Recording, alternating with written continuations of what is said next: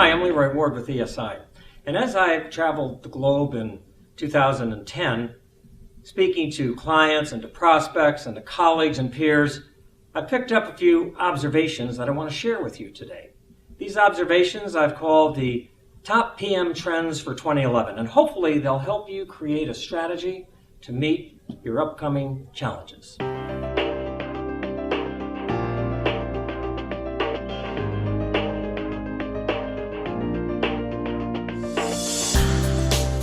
Leadership skills, clearly number one for 2011. It's very interesting to me because in sessions that I've done in the US and around the world, when I would pose a question such as, give me one critical success factor for a PM, many people, almost to a person really, would say something that had to do with leadership. And it was only the rare occasion or the odd person, quote unquote, that would have a comment that related to the hard skills that a project manager needed. It's interesting to me because leadership really isn't all that new, but what's new for 2011 is the focus for leadership skills, not just broad and general management skills, but leadership skills for project and program managers. When I take a look at many of our clients' training and professional development programs, recently we've seen more and more leadership skills type programs being included in those programs. But for many years, there was really a disconnect where the professional development programs for PMs were very focused on the hard skills, such as earned value management, let's say, or scheduling and cost control, and very little in the leadership area. So we're hearing a lot from our clients these days about the need for good leadership skills. So we decided to take a look into it. And the first thing that we did was we asked our Client Leadership Council. Now, this is a group of our 20 most strategic clients at ESI that we convene on an annual basis to talk about our programs. And we said, well, what is it about project and program management leadership that you're really interested in? And so we collected some ideas from them with respect to that information. And we took those ideas and we compared them to what's included in the Project Management Body of Knowledge, or the PMBOK, the Business Analysis Body of Knowledge, and other international and global standards. And from that comparison, we identified a list of 14 leadership competencies. Now, I'm not going to enumerate all of those in a video because you'll just forget them as fast as I say them. But in addition to taking the 14, we decided, well, wait a minute, it's just not a list of 14, that these are actually a hierarchy of leadership skills, such that one skill will actually be needed before another one can be attained.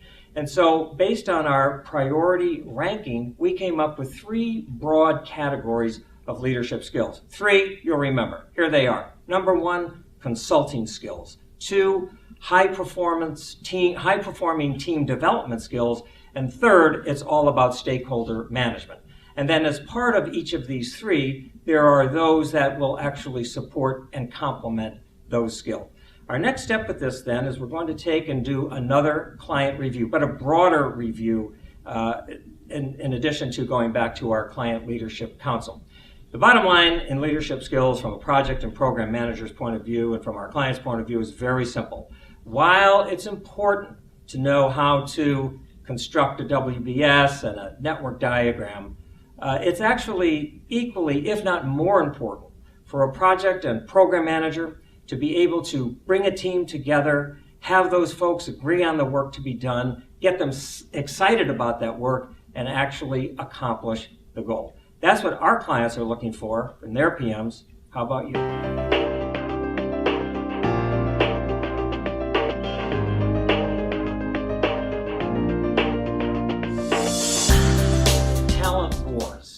Oxymoron or reality? It really is reality.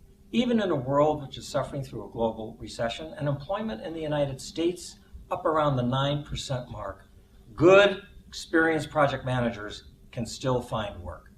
Our view at ESI is global. It's just not focused on one geography because we are literally all over the world. And from a global perspective, the picture is actually mixed. But even in geographies that are suffering high unemployment, if you have some good experience, a senior level PM, you are in demand. Why do I say this? Because of what I see. conferences I attend, PMI, for example, would be a perfect example of this. I see large corporations and government agencies having exhibitions and tables there, actually looking for senior project managers. So savvy talent managers and hiring managers within our clients as well as organizations around the world know that to keep an eye out for good folks. In particular, India and China come immediately to mind, places I've traveled many times. They can't find enough good project managers. And in the Middle East, even with all of the recent problems that have occurred there are tremendous, tremendous projects going on, especially in countries like Saudi Arabia that are building universities from the ground up and even cities from the ground up. And of course, they need good, experienced project managers.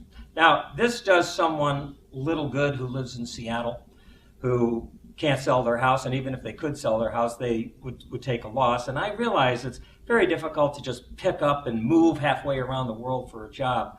But I just wanted to give you an idea and an understanding that it's not the same around the world. PMI commissioned a study a few years back by the Anderson Economic Group, where that study showed that in 2006, there were approximately 25 million people participating in project-oriented work. And they projected that by the year 2016, there would be a need for 32 million people in project-oriented work. That is a growth rate of 1.2 million jobs a year. Let's say they overstate it by 50%. Still, that's plenty of job growth. Now, if you have good, solid project managers working for you, savvy talent manager will know they're going to try to do everything they can to keep that person. Otherwise, you're going to be spending a lot of time and money finding their replacements.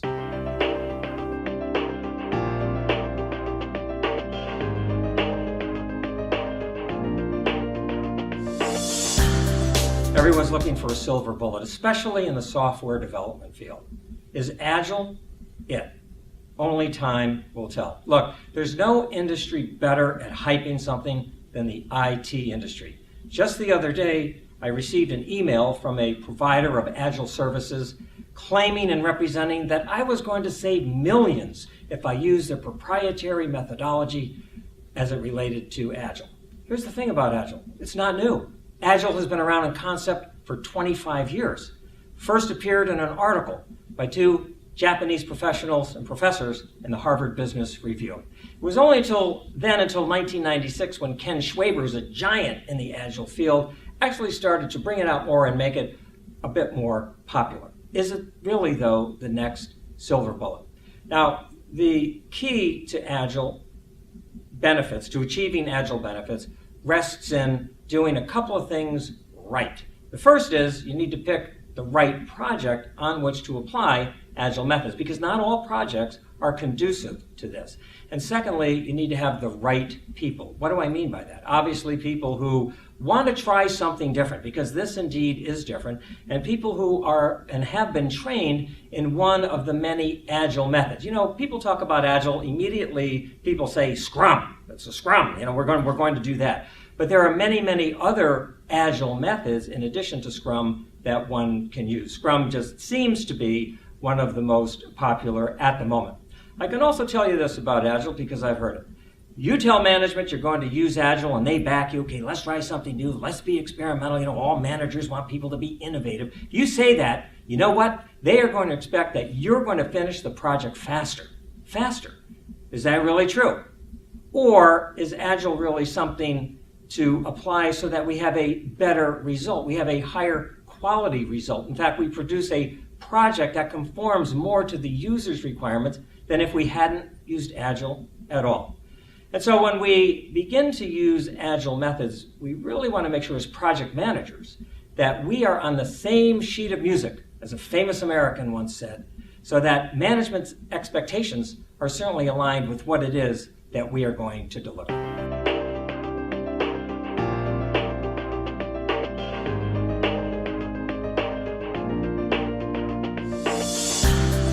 For 2011, it's all about being competent. And hey, who doesn't want to have competent people?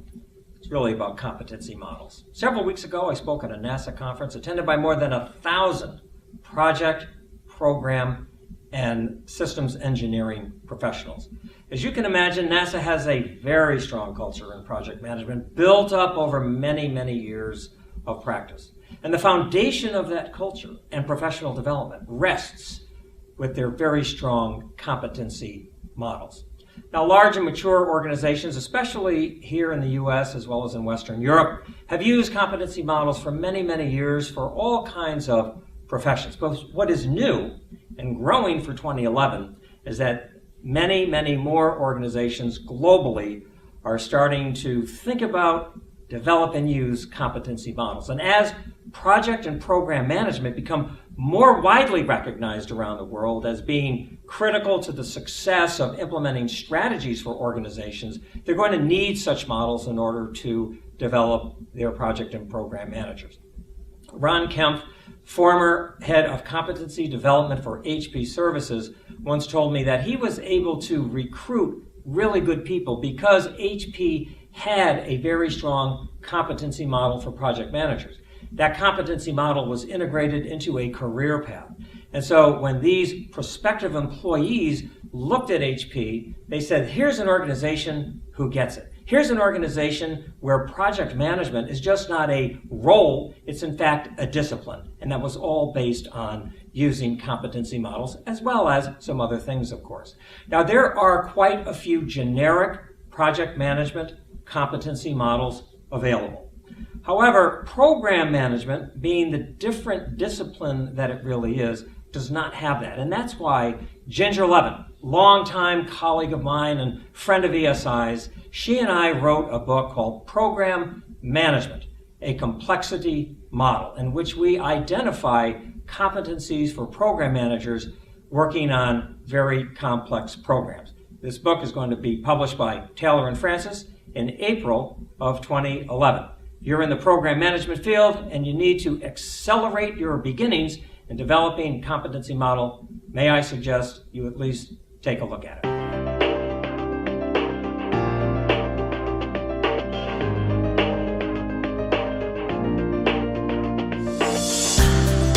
Oftentimes when people hear the word or term experiential learning, they kind of cock their head a little bit because they're really not quite sure what it means. And they say, is that something like an experiment? Well, in a way it is, because in an experiment we do something, don't we? We try something out.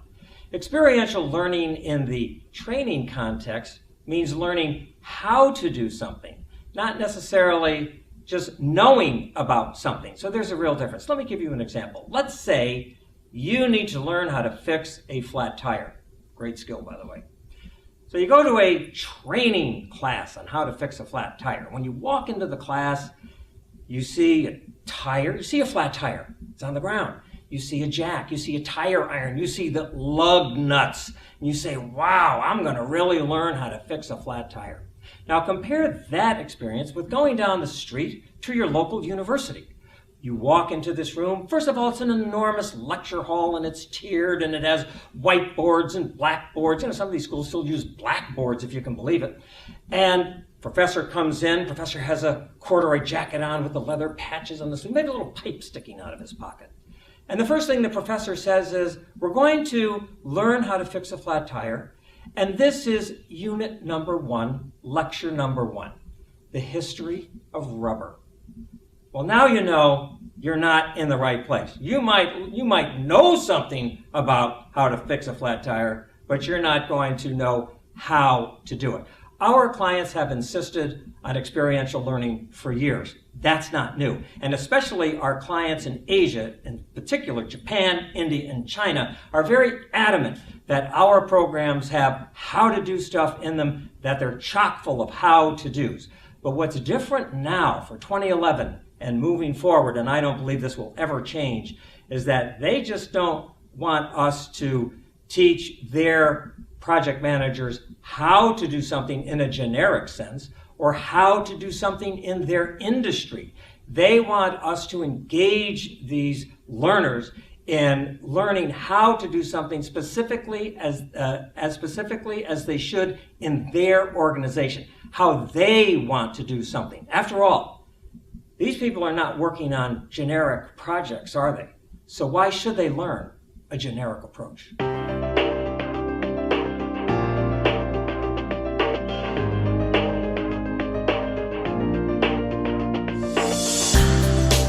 Watch a group of kids play a game of pickup basketball. They look like they're having a blast. And guess what? There's no coach there. There's no adults there. It's just them. What are they doing? They're having fun. But in the fun that they're having, they're learning, and they're learning a lot. They're teaching themselves how to play, and they're watching other people and learning from them how to play as well. Then they might go get some structured learning along the way, but then come back to that court and play endless hours of a great game, learning by themselves. That is pure informal learning. In the training context, informal learning is described as having many forms. For example, people read books, they'll do self-study, they might have performance support systems or community of practice, or many other kinds of resources that are available to them. Again, this is a trend that we're seeing, that organizations are focusing on informal learning, in a way trying to make it formal for one particular reason. And that reason is called the 70-20-10 dynamic. What am I talking about? Well, 70-20-10 means this, that 10% of all of the learning that you will do will be formal, structured learning. 20% of the learning that you'll have will be from a friend, a peer, a coach, a boss, someone you know you'll seek their advice. But a whopping 70% of everything that you will learn is informal learning. You're basically learning it on your own using a lot of different sources. But when we take a look at the budgets for training that organizations have, they put most, if not all, of their budget into the 10%, and there's nothing left for the 20 and the 70, which is where most of the learning is actually taking place. So enlightened organizations are starting to look at this 70%. And they're trying to do something about it. They're trying to make it not necessarily really formal, but construct opportunities in a way that project managers can certainly take a look at them. A very effective way of informal learning, something that we participated in with many of our clients, is a community of practice, but there are other effective ways. And this is what organizations are really spending an awful lot of time looking at in 2011 and beyond, simply because that's how most of us learn.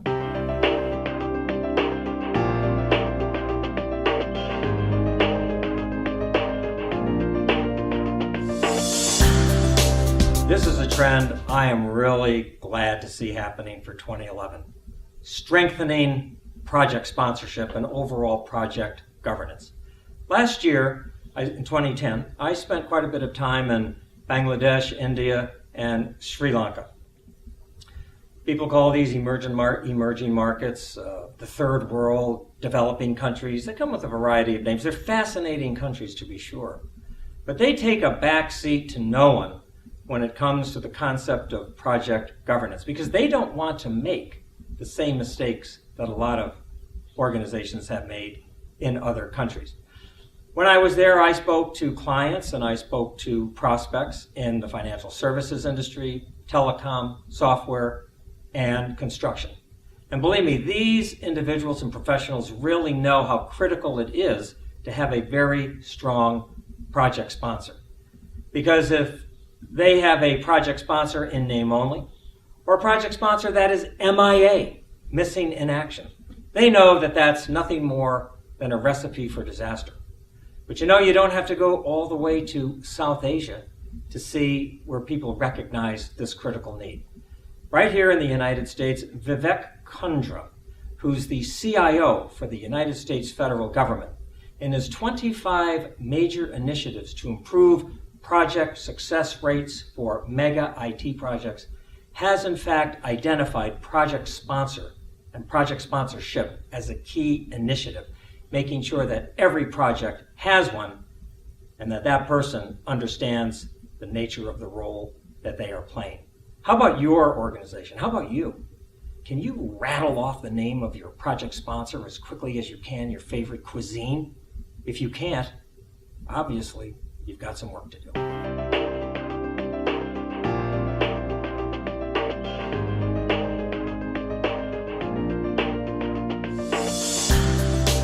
Outsourcing, been around a very long time.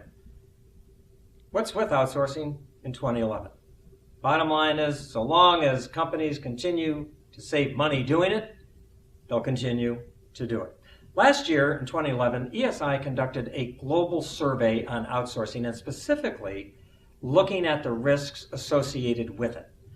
Our findings were revealing, but not really altogether surprising. We wrote a white paper on our findings, which you can find on ESI's website under the Resources tab. Our key finding was this: organizations primarily do outsourcing to save money. Oh, sure, there are plenty of other good and valid reasons to do it, but the key reason why they do it, according to our global survey, was that they continue to save money. And they're going to keep doing that so long as there's money to be saved. But think of it this way: if an organization is not prepared, if they're not prepared for the risks of outsourcing, if they're not prepared to deal with the risks as they occur, then the savings they think they're going to earn may be totally wiped out. Look at the events in the Middle East recently.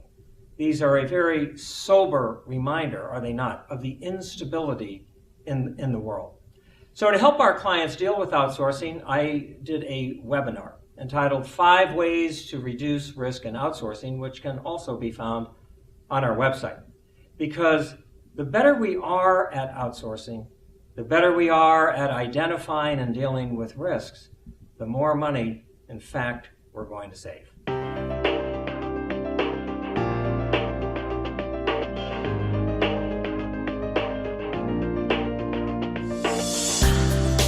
You know, there's an old expression, change happens. I know you've heard that. You know, as project and program managers, we don't deliver projects and programs. You might think, well, Leroy, that's just ridiculous. Of course we do. No, we don't. What we deliver to our organizations, to our clients, to our customers, is change. That's what we deliver. Sometimes that change is minor, but sometimes that change is major. We might be changing a business model, for example. Look at AOL, what they've gone through, the tremendous change. They've gone from a payer model to one giving away their content for free. We can change a business process. We can even change who we work with. And sometimes we can change all three. Now, there are a lot of pundits and gurus in the change business who opine and bloviate that people don't like to change. I disagree with that. I think it depends on the change. For example, if you want to raise my compensation by 100%, now that's a change I can live with. Seriously, though, we need to think of change as how are we affecting people's comfort zone, the zone in which they've worked successfully for a while. If we're changing a comfort zone, now we're talking about a challenge. Now, to avoid having resistance to change and to accelerate the change that we need, many of our clients are now using change management experts. In projects, we could have a cost and schedule expert. We could have a quality expert. We could have a business analyst.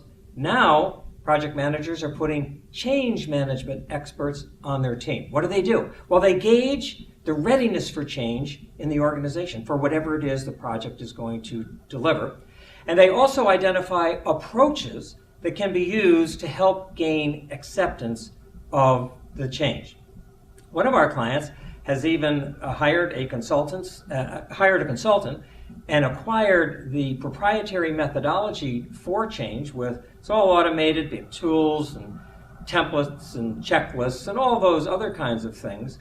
But they also have identified change experts within their own organization such that when a project manager needs some help to figure out the readiness for change and the best way to go about it, these individuals will be placed on that project manager's team in order to help them. The goal is simply this: we're going to make a change. We want to make that change quickly and as easily as possible.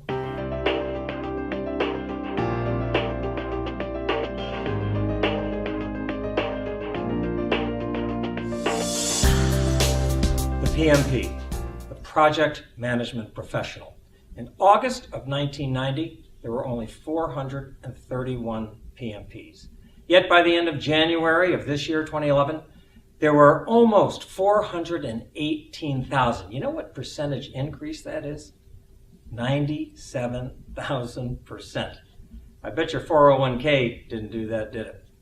Now, this is great, and the PMP is recognized around the world, and it is the most highly desired credential in project management on the planet. What's happening, though, is hiring managers are saying, I need people with just more than the PMP. Now, look, the PMP was never designed as a replacement for someone who is highly experienced and knows how to do something. The PMP is a recognition of someone's good experience. But too many people think it's just a ticket to be punched so they can get ahead. But hiring managers are beginning to see through a little of this. In my travels around the world with ESI, and as I talk to our clients and our prospects, I've noticed a trend. The trend is this: about half of the executives that I speak with don't place credence in the PMP as a guarantor of success of a project manager. Like, just because someone has a PMP doesn't mean that they're going to be a good project manager. The other half of the executives that I speak with say the PMP is mandatory. I have to have someone with a PMP because it demonstrates commitment and advancement in the field of project management. So what happens then is, when interviewing for a project manager, it becomes very critical to ask all of the right questions to make sure that the individual has demonstrated capability in doing projects successfully.